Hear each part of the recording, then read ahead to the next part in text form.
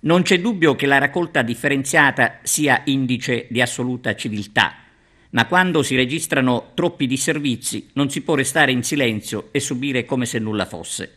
Ad Agrigento si è gridato quasi al miracolo per essere riusciti a realizzare numeri che si ritenevano impossibili, collocando il comune al primo posto tra i comuni virtuosi.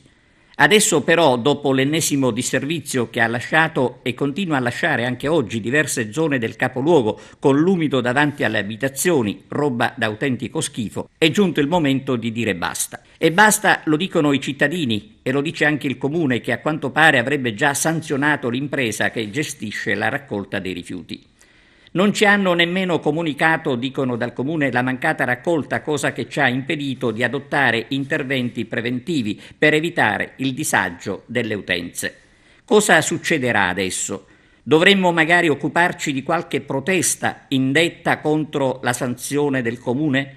O ci sarà un comportamento responsabile, come d'altronde è stato finora? Staremo a vedere.